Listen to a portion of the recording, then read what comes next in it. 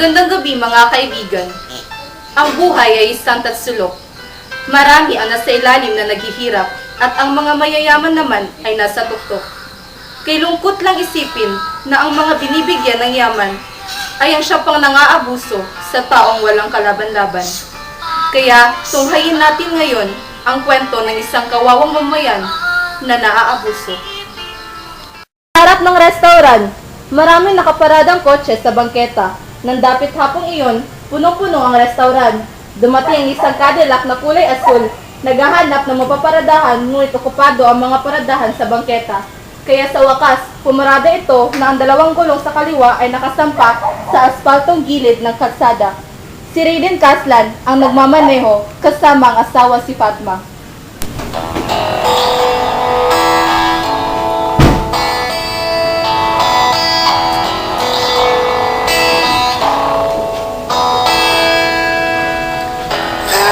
Times when I just want to look at your face, when the stars are around. There were times when I just want to feel your embrace in the cold night. Feeling mo naman yung gusto mong isang hektaryang lupa, mahal? Ba, oo! 6 na milyon lang yun. Napakamura. Tsaka yung Hermes bag, nakita mo na ba yun? Yun nga, kay ganda. Salamat, mahal. Waiter, waiter! Ito na po ang menu, sir. Pakilista lang to. Tsaka to. Sige. Tsaka to. Ito na lahat? Lahat po? Hindi. Sasabihin ko bang lahat kung hindi lahat? Sige po, sir.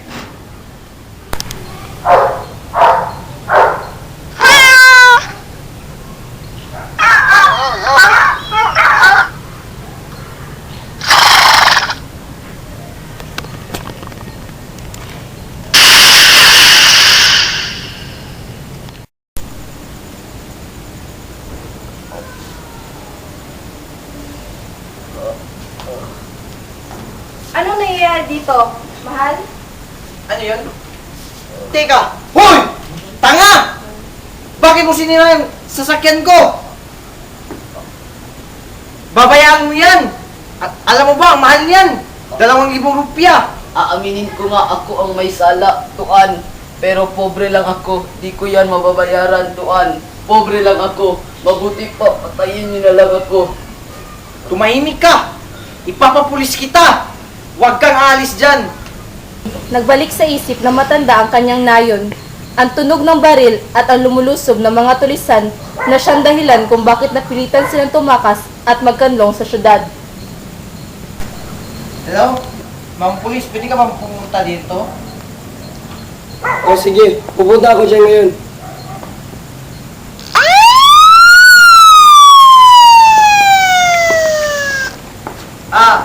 Ako po si... Ano problema dito? Ako po si Raiden Kaslan. Tignan mo yan, oh. Binangga niya ang kotse ko. Oh, sige, walang problema. Sanay ako dyan, ayusin natin yan. Patayin niyo na lang ako, tuan.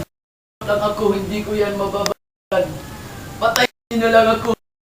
Inangamin mo ba ang kasalanan mo, bapak? Oo, tuan. Teka. Pero bakit mo yan binangga? Nakatulog po ako. Nakatulog? Oo. Bakit? Mahirap lang ako, tuan. Patayin niyo na lang ako. Di ko yun mababayaran. Patayin niyo na lang ako. Inangamin mo ba ang kasalanan mo, bapak? Opo, ako ang may sala, tuan. Teka. Pero bakit mo ito babayaran? Bakit mo ito binangga? Nakatulog po ako. Nakatulog? Oo, nakatulog dahil sa gutom. Teka. Sinungaling! Anong sakit mo? Ayan, putuan, namamaga. Dito pa at dito. Ako po ay may sakit na malaria. Victor, anong gagawin natin dito? Sino mananagot dito? Sino magbabayad? Anong gagawin natin sa kanya? Yan nga yan. Hindi naman din siya makakabayad. Ayaw na. Isang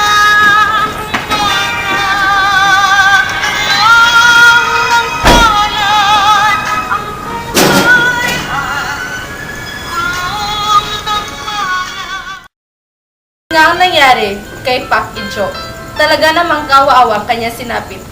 At congratulations kay Karen Clemente dahil sa nahulaan niya ang pamagat ng kwento ngayon. Takip silim sa Jakarta.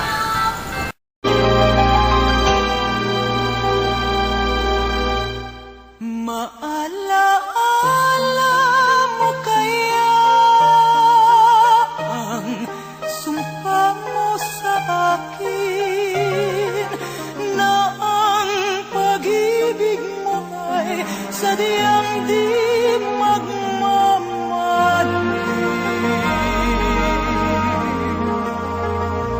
Kung nais mong matanto, buksan ang aking puso at tanging larawan mo ang do'y nakatago.